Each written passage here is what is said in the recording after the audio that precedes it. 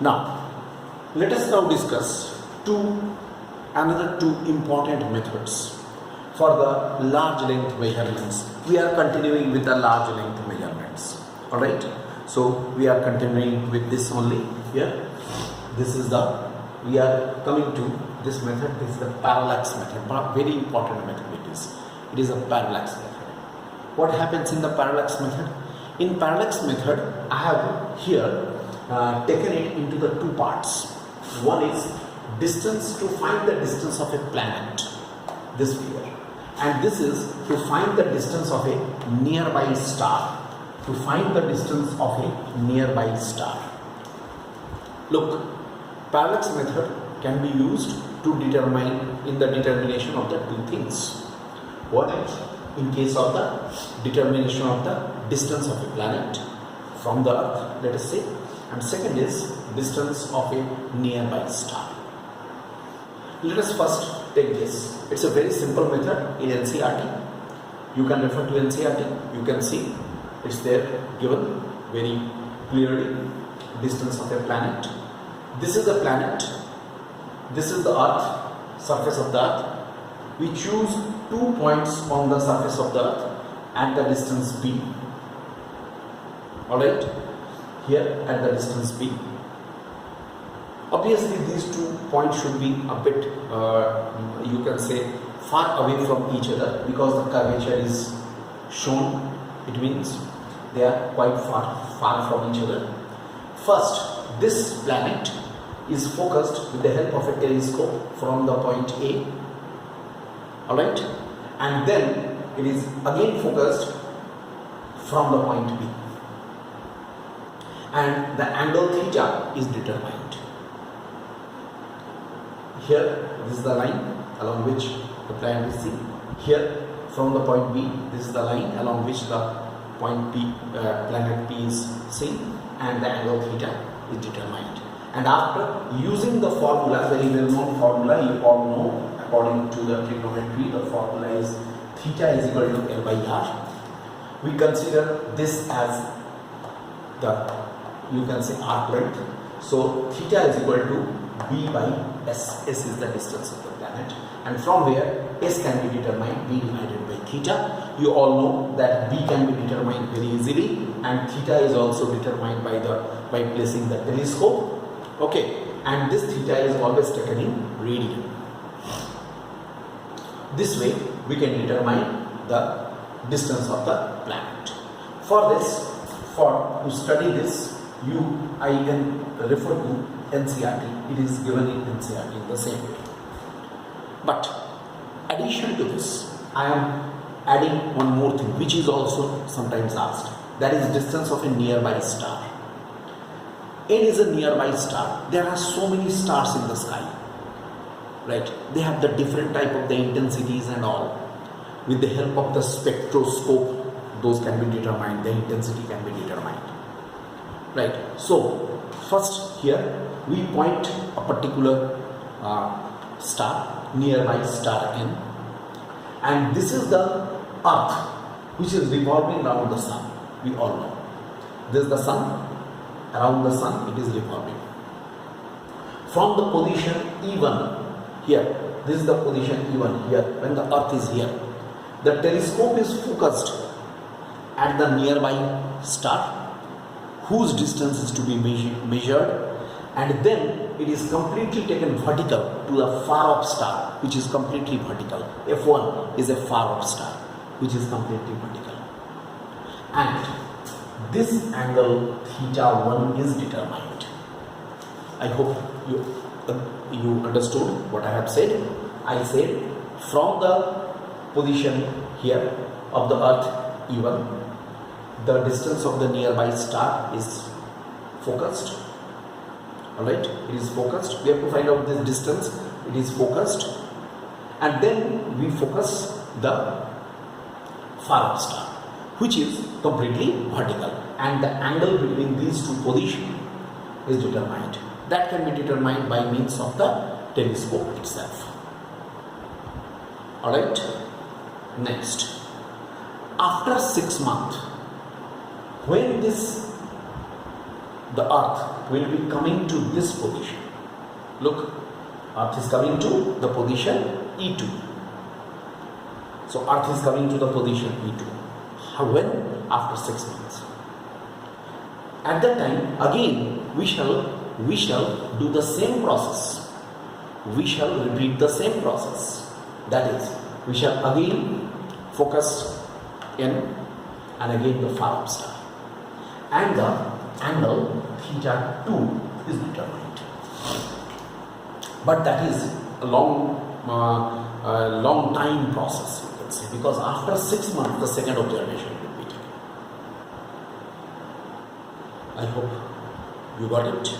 Then what will happen? We can consider this is theta 1, this is theta 2 geometry, because we have already got theta 1 and theta 2, but now we are joining it and all. This is all our geometry. We cannot do that practically there. In our geometry we are doing it. Alright. So what we have to find out? Here, this is the arc. This is the arc and this is the radius. One astronomical unit will be the distance between the E1 and S. Then what will happen? Here, almost it is diametrically opposite, because after 6 months. So we can say theta 1 plus theta 2 should be equal to arc E1 E2 by E1 N. I hope you understand. Arc E1 E2 by E1 N, or we can say E1 N is equal to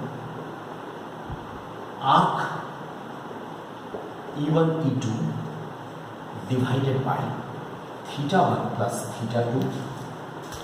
And what is arc E1 E2? Look, arc E1 E2 means almost it is semicircle. It's all approximation. It's almost semicircle. So pi into r, I can write pi into 1 astronomical unit divided by theta 1 plus theta 2. Okay. This way we can determine the value of E1N.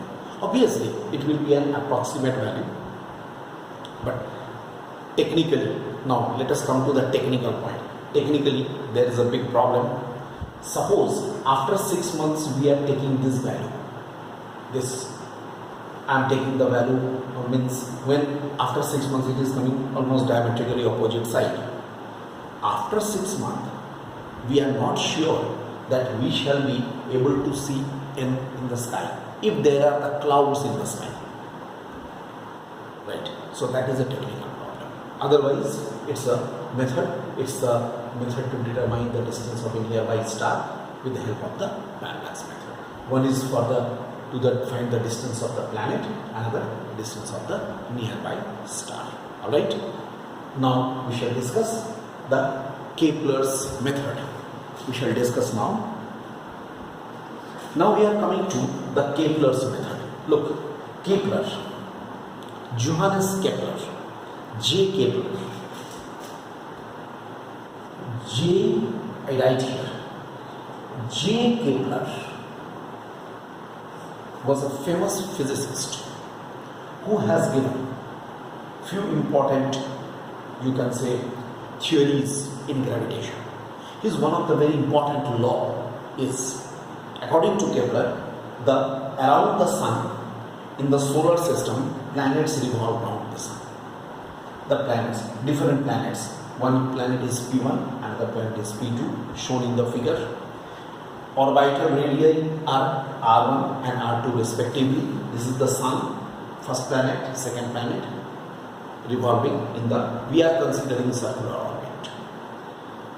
Okay, actually they move in the elliptical orbit, but we consider at our stage, to make it more simple, we consider circle is a special type of ellipse. That's why we are considering circular path. And according to Kepler's law, you can write down, according to Kepler's law, the square of time period of revolution of the planet, the square of the time period of revolution of the planet is directly proportional to cube of the orbital radius. Square of the time period of revolution of the planet is directly proportional to the cube of the orbital radius.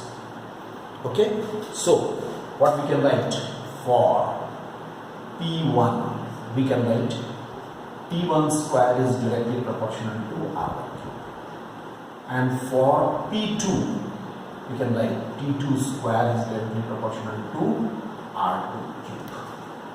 Agreed?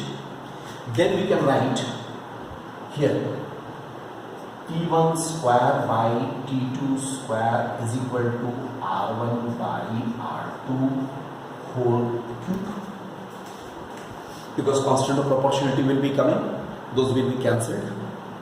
Alright, or we can write here, see, R1 by R2 is equal to T1 by T2 to the power 2 by 3. Do you remember? It is T1 by T2 whole square, so it will be T1 by T2 to the power 2 by 3.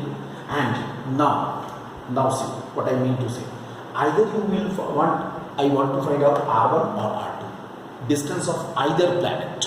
So if I find out the distance of R1, first planet, then the formula will be like this: T1 by T2 to the power 2 by 3 into R2. Look, that means it is a type of the comparison method, it is called.